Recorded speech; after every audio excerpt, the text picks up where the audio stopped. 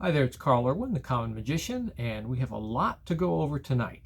This is a tutorial a discussion on various techniques for forcing found in Animan, and I've been trying to do these segments where I'm bringing together multiple ideas that are talked about in there, several concepts that relate in some way. So we're going to look at several ideas that relate in some way tonight, and hopefully I can keep it all straight in my head. So we'll see how this goes. But before we do that, I did want to address the last little performance piece that I put up on the channel after discussing some of the previous forces using glasses, glassware, fakes, holdouts, things like that. I then made that little performance piece. I just wanted to quickly discuss some of the nuanced ideas that were already talked about and how they were applied in there. So I had some glass dishes, if you remember, and we had some decks shuffled up. Blue deck, red deck, spectator could choose. They can shuffle. We take one, we place it in whichever tray they want it to go, doesn't matter. And then the other one gets shuffled by somebody else, put it in the other one. And then we find that they are the same. Right? Not only that, but then there's another kind of add-on little thing just to demonstrate the concept that was talked about in the book that magicians should be aware of, another revelation of that exact same identity. So first of all, let's talk about the dishes. So what was going on there was I was using the mirror card concept that I talked about on the previous tutorial, but in this case I had these two little mirror cards, and I took some black permanent marker, and I just kind of drew the design of the glass roughly into each one of these, so that as they were sitting in the dish, picking up the reflections around the dish, and then these lines on there, they would blend in very, very well. So that's what they were. Now, what these were is they were taped to the force card. So the force card is face down. This is the back of the force card on both. And then what I did is on top of this, I placed some double stick tape on the face of each of the mirror cards, so that whenever I placed the deck, it didn't matter which color it was and where it went. When I placed the deck on top of the card, you ended up with a 3-ply card where you had the force face, the mirror, and then an indifferent card with the correct back color on the back. So at a distance, certainly over social media, or if you were in kind of a parlor situation where there was distance between, you could handle the card such that it did not appear to be a 3-ply card. It was essentially a triple lift, but it was taped securely together. So I was able to reveal them in that way. I could turn the deck over and spread it to show all the cards different, and then show the force card there and show the back. Very, very clean. You can see that it's not a one-way deck kind of situation. You have all the proofs that are necessary. So that's how I applied that, using those same concepts that we discussed previously on the tutorial there about those types of forces in Animan. Just taking it kind of one creative step further to apply it to the bottom of a dish. Pretty interesting concept there. And actually that thought occurred to me because of something I saw recently on Fool Us this season. And if you watched it, you'll know what it was. But it was a situation where you were looking at Allison being instant stooged, right? It seems like that happens once every season. Somebody tries to pull that. It never works. I mean, they never see through it. Usually the effect is a little too perfect to make it work. But I think maybe one of these days Allison will be instant stooged and they will fall for it. Hopefully, we'll see. But anyway, that the way that it was presented, it occurred to me that this could work really well with a glass dish. So that's what I did. And then, of course, the last revelation is right out of Animan. It's not specifically one of the forces, but it's mentioned as an apparatus, and that is the mirror glass, so that you can make a card appear in an otherwise empty glass. And what this is, obviously, is there is a two-sided mirror in the middle of the glass, and from one side, the glass, especially with the right background, can look empty, even if I have a card sitting inside of it behind, oh, dropped my card, sitting behind the mirror. So you can see if we place the card in there, as it goes down in behind the mirror, it appears to go into oblivion. It disappears. It's hiding behind that glass. So behind that mirror in the glass. But anyway, simple little applications of ideas that we had already talked about. Just another step, another level. So anyway, that's a quick coverage on that. Just a couple minutes to discuss that those techniques. Let's take a look at some forces here. I suppose I need to somehow demonstrate this. I neglected to place a prediction out, but you need to have a prediction for these. So we'll put a prediction out there. We'll just let this sit right there in the open. So let's see. The first one we'll do over here. I've got several decks of cards to make this work. I'll do all of them. Hopefully I'll do them well, and I don't have to edit this video, but I'll do them, and then we'll go back and talk about what exactly happens. So this one works like this. You just name a number. I've got some dice here. We'll roll the dice and come up with a number. We'll make it kind of a higher number. We'll call this 14.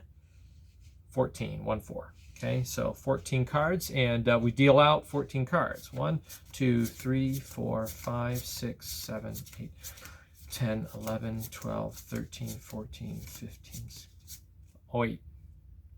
I'm sorry, I messed up already. So, you know, if you were here, I would have you deal the cards, but you want to deal down to 14. 1, 2, 3, 4, 5, 6, 7, 8, 9, 10, 11, 12, 13, 14. 14. This is the 14th card, and it is the Ace of Spades, and the prediction was the Ace of Spades. So this is the miscount force. We'll use this for our prediction for the remainder of the effects. We'll come back to that. We'll talk about that here in a minute. But that is the miscount force in Animan. Pretty good force. I think it has a context in which you can use it in, and then another one. I wouldn't use this for like any card at any number. I would use it for a force. I would use it for a legitimate force. They call a number, you deal, and then they can deal it right. And then whatever card they end up on, that is the card you use. It's a very forgettable kind of moment. I think that if you have a high suspicion in any card at any number kind of situation, I don't think that would work quite as well. So be careful with that. Here's another one. So what I need you to do is just name a number. We'll say a number between 10 and 20, 10 to 20. So we'll just get something in the teens here. 16, right? So what I would do is I would have you go ahead and you can deal off 16 cards. You can deal 1, 2, 3, 4, 5, 6, 7, 8, 9, 10, 11, 12, 13, 14, 15. This is 16, and it is indeed the Ace of Spades. So this is another count-off force. It's not a miscount like the other one, but this is a count force. We'll get back to that, talk about that in a minute. So those are two forces that look kind of similar. They're just count off at a number named kind of forces, but they have a kind of a prerequisite setup in the presentation that allow them to work. The next one is really, really fun. It's kind of like, there's a couple of these that are very similar here that I'll show you. But this one is kind of like some ideas that we've already talked about. What we're going to do is I have the deck here shuffled, and what I want you to do is I want you to take this hanky. I'm going to take a handkerchief. We're going to place it over the top so you can feel the deck in there. And so you don't know and I don't have control. I want you to just go ahead and lift off, cut the deck, a packet of cards off the top. So you take a packet off of the top, and then we set the rest down. You can see this is the packet that you took off, and you cut to this location completely blind. And the card that you cut to indeed is the Ace of Spades. So that is another force. We'll come back to that one, the hanky force. Pretty clever, and that relates to some other ideas that we'll get to here in a minute. Let's see, the next one. This is a fun one here. This one can be used for any card at any number. In fact, there's a pretty famous rendition of this for any card at any number that we'll talk about. It's attributed to somebody, but somebody modern, but this concept shows up in Animan. So it's kind of like the reverse count issue before that we looked at that was used for an any card at any number kind of situation, and then there was a claim of someone copying it, but really the underlying principle is long-standing, is found printed in Animan. This is a lot like that, and we'll talk about who is credited for this in a moment here. But there's a card or whatever, it doesn't matter. We're using this as a force right now, so we'll just roll a number. And we'll say 30, 35, right? Yeah, 35. Because we can't do 53, so it's got to be 35. 1, 2, 3, 4, 5, 6, 7, 8, 9, 10, 11, 12, 13, 14, 15, 16, 17, 18, 9. I should be doing this.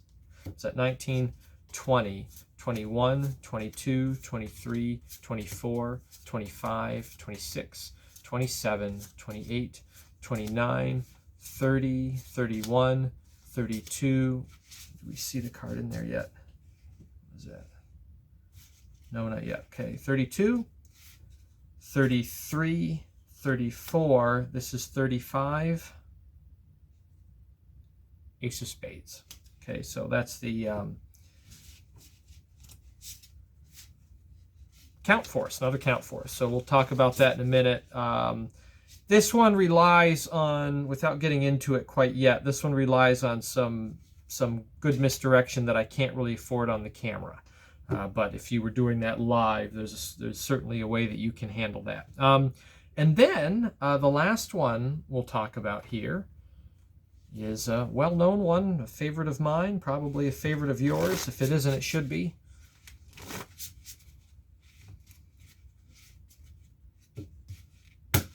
So you just have the spectator cut the cards, about half. They cut the cards, hold the position that the break that they created, and so on. And you have your revelation, Ace of Spades, and of course, that's where they cut to, is the Ace of Spades. So, of course, you know the crisscross force. But these all relate in some way. They all relate in some way. So let's talk about each one of these one at a time. And again, forgive any performances here. These are not practiced. I'm just demonstrating these from as they exist in the book. So the first one, the miscount force. This is really, really fun. Let me just kind of get this reorganized. This works, I think, well as a force, right? Not as an any card at any number kind of revelation, but as a force. So the way this one works is pretty straightforward. It depends on you making a mistake. You have to make a small little mistake, and then you give up and you let the spectator do it. So the nice thing about this is that the spectator ends up dealing. And if you can pass off the mistake as something completely forgettable, that's good. That's a good thing. In any card, any number kind of situation where you're dealing cards and then you have them do it, and then you have the suspense that they already see coming, there's a named or a known value that they're arriving at, it really won't work as well, I don't think. You can try this and see if you can get away with it, but I think you really don't want to have that anticipation of an exact identity showing up. You want to have an unknown identity showing up and maybe do the revelation after. You want something where there's a revelation after the fact. They've freely selected a card and then there's a revelation that matches their selection, a prediction that is unknown until afterward. Because again, that moment of error needs to be forgettable. The way this works is you have the force card sitting fourth from the bottom, or from the top. So I have 3 cards on top. And then what I'm going to do is I'm going to have them name a number. They can give me any kind of number at all.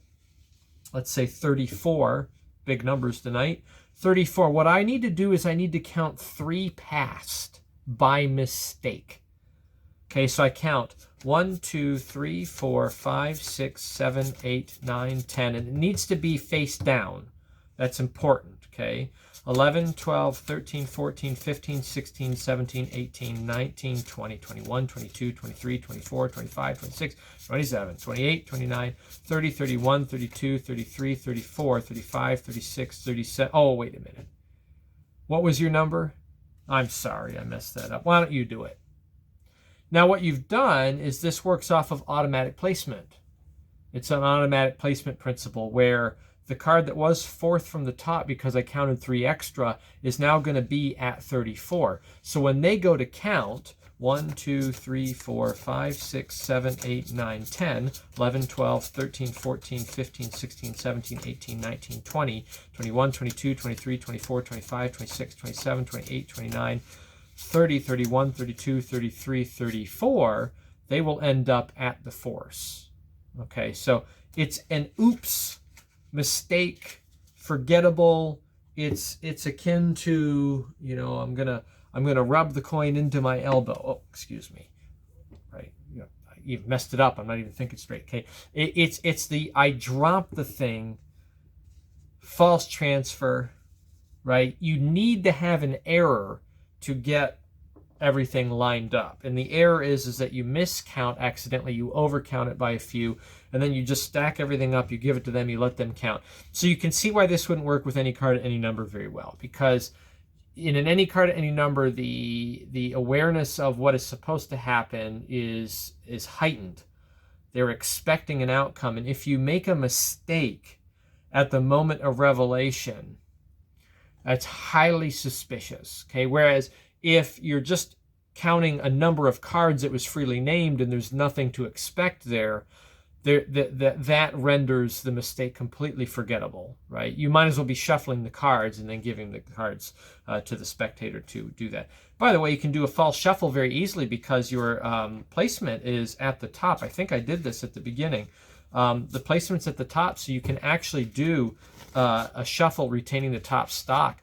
And this is a really good throw-off for the method, because you can shuffle almost the entire pack. You're only maintaining a few cards at the top that you have to protect until you get them automatically placed. So miscount force, very, very good one. This one is related to the miscount force, but it's a little bit more direct. You probably could use this with an any card at any number if you use it in the right way. The way this one works is you have to have the card sitting at the maximum cap. So I said 10 to 20.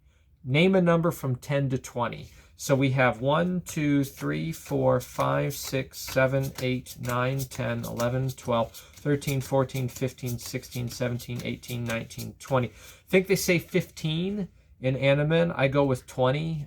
It's a little bit easier for me to do the math in my mind. I'm thinking on a whole round number. So the 20th card is the force.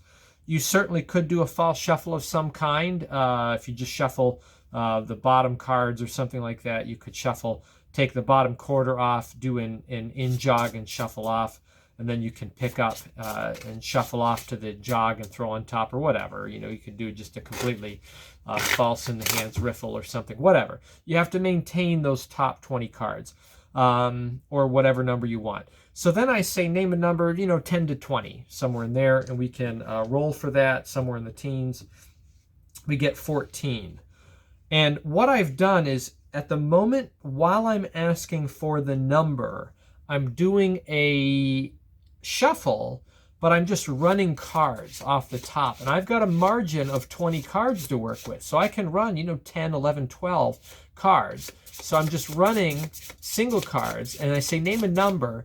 They name the number, which is 14, and then what I need to do is, in my mind, I immediately continue shuffling. I'm going to count the remaining up to 20, which is going to be 6 cards. So I can just count in my mind, 15, 16, 17, 18, 19, 20. And then I throw these to the bottom. Then I can do something like a false cut, and then I give them to the spectator and say, go ahead and count 14 cards. So they count 14 cards. 1, 2, 3, 4, 5, 6, 7, 8, 9, 10, 11, 12, 13, 14 cards, and it ends up at the 4. So all you're doing is you're counting off the remainder up to the maximum cap. But because you're in a mode of shuffling, you're already shuffling cards, running cards, right? It's not really a false shuffle, it's a true shuffle, but you're running singles. Because you're already in the mode of doing that, the fact that you ask for the number, they give you the number, and then you continue to shuffle to count off the remainder, it goes right by. Goes right by. You probably could do this in a card at any number kind of situation. If you're very careful about the procedure, you might be able to get away with it. So there's that. You'd have to get a card placed. That would be the trick. You'd have to get the card placed at the right location before you go into that. So the count off force. So miscount, count off force, kind of related. The next one is the hanky force, and I include this because there is kind of a discrepancy, right, that's related, and this is a bit of a segue coming into the remaining ones. It's actually the one that's more closely related is the Barry Richardson force, which I'm going to get to in a minute. We call it the Barry Richardson force, but here it exists in Animan well before Barry Richardson. So it's not really something I don't think that he had. It's something that pre-existed, but he applied it to some effect. So I place this one in the middle because it applies to the Barry Richardson force, we'll call it that. Even though the Barry Richardson force, the one that comes after, applies better to these miscount forces. More on that in a moment. So what we need to have a setup here, and we do have our setup, I think. Not quite. Get this all organized. Okay, so you got to have a setup, and the setup looks like this. Looks fair. You can even shuffle these cards. It's a pretty powerful kind of situation, right? You do a shuffle. You do need to make sure that if you cut, that you false cut. You want to have tops and bottoms where they started at. And you want to retain the bottom stock. You're retaining a bottom stock of about 5 cards, according to Animan. And you have the cards there. You place a hanky over top of it. You ask the spectator to cut off a group of cards from the top. As they do this, what you're doing is you're taking, under the cover of the hanky, they're cutting off a packet. You're taking the deck and you're turning the remainder of the cards over as you set them down on the table. And you've reversed them. So actually what you have on the bottom is 5 cards, 4 cards, 5 cards at the bottom, and the top card is the force card. Why 4 or 5 cards? Well, it gives you a margin. It gives you a margin of error so that when you set it down, you can see multiple cards. You can pick up directly off the top, and if this spreads a little bit, hopefully the top few cards, if it spreads a little bit, you're not seeing the face-up cards, right? That's the idea. So you can deal this out, and you have a safety margin there. So you don't want to just have one, you want to have a few. So that is the hanky force, and this relates very well to the Barry, we'll call it the Barry Richardson force, even though I don't think he invented it. He is well known for it. Now this one came up because recently online, it kind of came back in vogue shortly, because there was a Craig Petty effect that went out. It was the all blank card one. I can't remember what it was. I remember we talked about it. I did a short video about kind of the drama that was around that. But he came up with a method for an effect that was a card at any number kind of thing, using blank cards. And then somebody else online said, hey, you can just do the Barry Richardson thing with a regular deck. You don't even have to have the gaff scenario that he's using, right? And it's clean. It's really clean when you get to the end of it. So that reminded me of this. And he references to Barry Richardson because Barry Richardson has an any card at any number that operates on this principle, but the principle isn't his. Pretty sure, because it predates him in Animan. So let's take a look at this. Let me get it all lined up again. So this also has a setup. I'm going to teach you a way. I'm going to spend a little bit of extra time on this because you can actually get into this in front of the spectator. You can actually set this up right in front of them and apply it in an any card, any number, any other kind of force situation.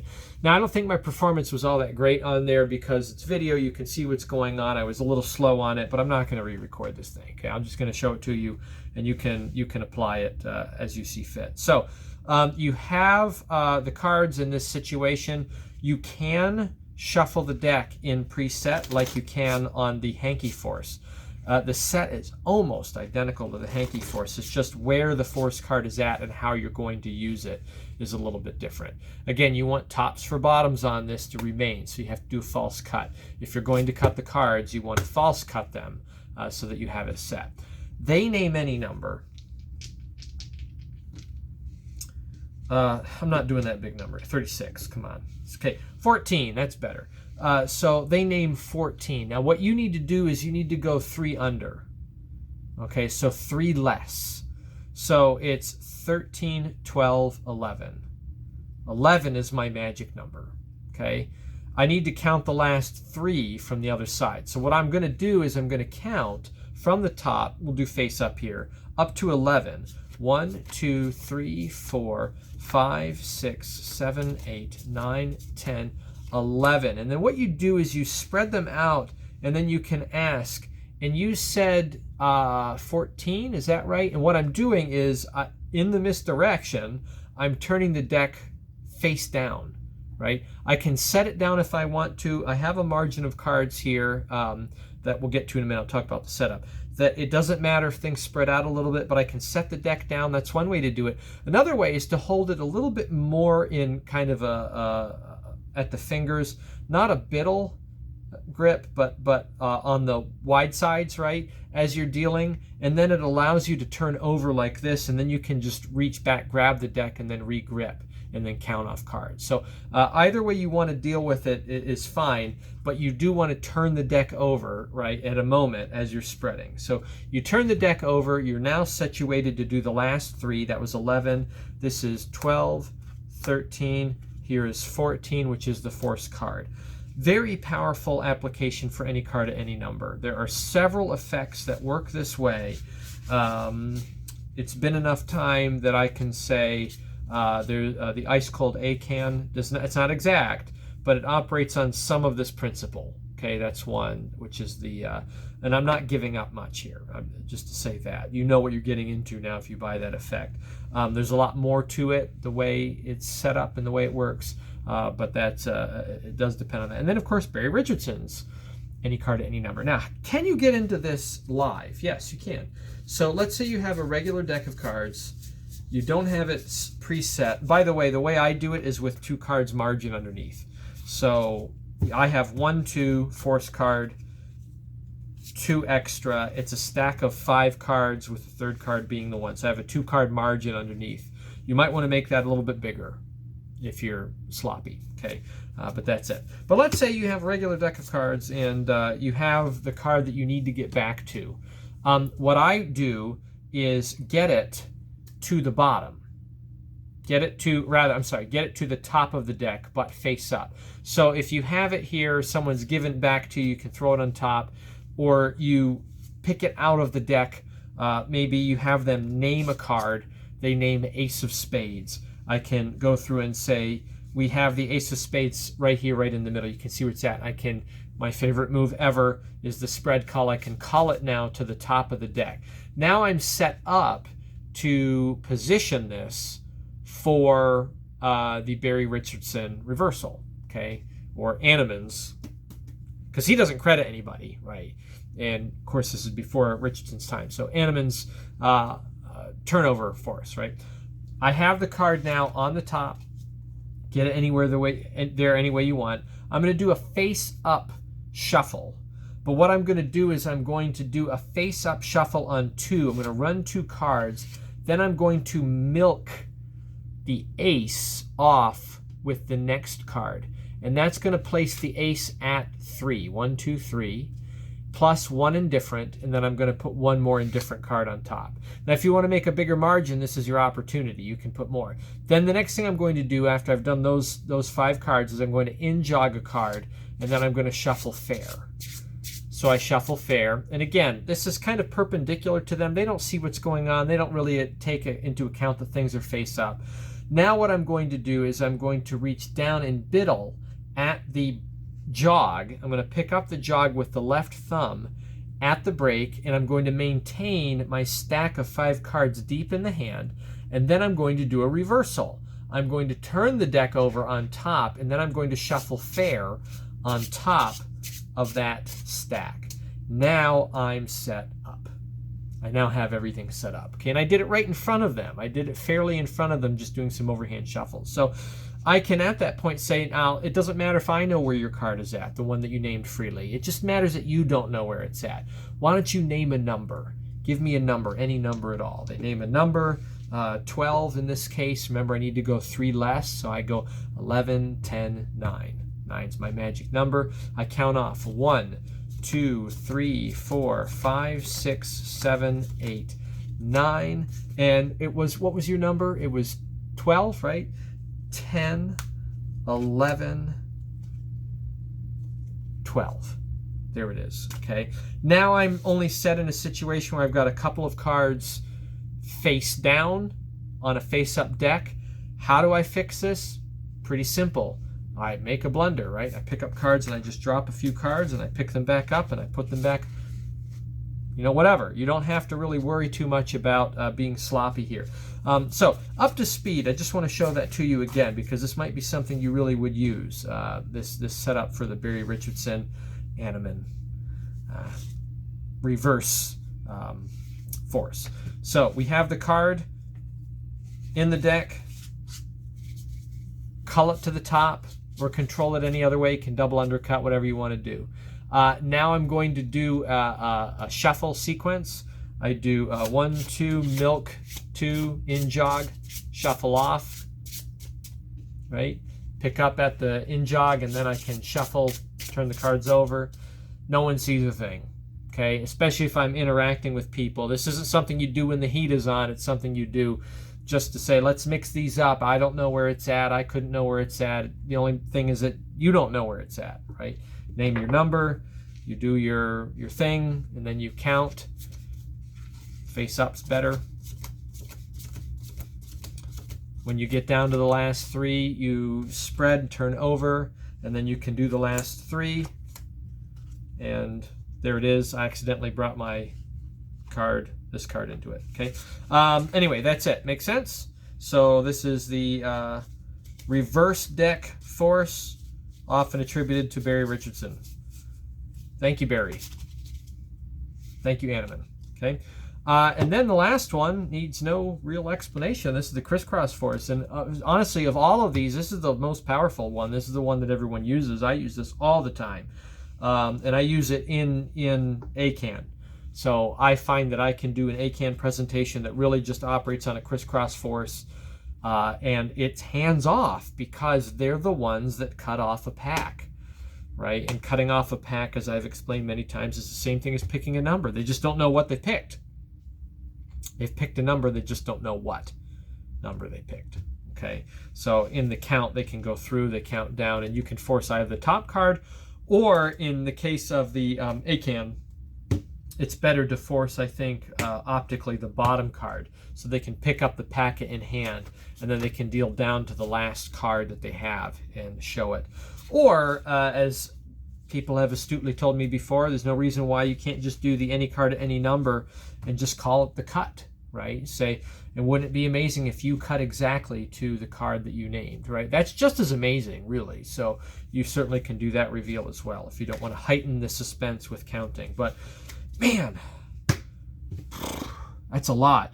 All these things relate. If you follow along with me, you have miscount, placed fourth, count too long, give it to them, let them count. You have the count off force where you count the difference in a run shuffle, give that back. You have the Barry Richardson force, which is a similar discrepancy where you're counting into a known stack. And that's where the miscount and the count-off force relate to the top-bottom kind of turnover forces. And then you have the hanky force, which is closely related to the reverse deck Barry Richardson force. And then you have the crisscross force, which is very closely related to both of those as well, because it is a discrepancy of top and bottom. So a bunch of ideas that kind of interconnect there that you can consider and look at. All of them are pretty powerful, really. They all are pretty strong. I think the miscount force you can set up right in front of the spectator, because there's nothing to get a card fourth from the top. That's really quite simple to do. So you could have them shuffle the deck. You could have an envelope with a prediction in it or something, some other kind of impossible in full sight prediction that is unknown. And then you can easily spread call the card to the top and get it or into the fourth position. You know, that's very, very easy to do. You could do that, and they haven't even named the number yet. You can just set the deck down, they name the number, you miscount it. So, I'm sorry, go ahead, why don't you do it? And then they count. It's a deck they shuffled. You've done nothing with it except spread to show that they shuffled it, right? That can be the pretext for showing. Pretty powerful for that kind of effect. Then you have the count-off force. You probably can't get into that one. To stack into 20. Maybe you could find a way. You can't really probably pull that one off. The hanky force probably can't get into that one. That's more of a one-off, off-the-cuff sort of thing. I mean, you could reverse a card. You could reverse a couple of cards using the procedure that we talked about with the Barry Richardson type count force. Maybe you could do that and then do the hanky kind of thing and then clean up after that. We talked at length about the reverse decked force, and then, of course, crisscross force. You know that one. So, a lot going on there. So, digest that. Hope you find uses for those. Good luck with that. Happy magicking.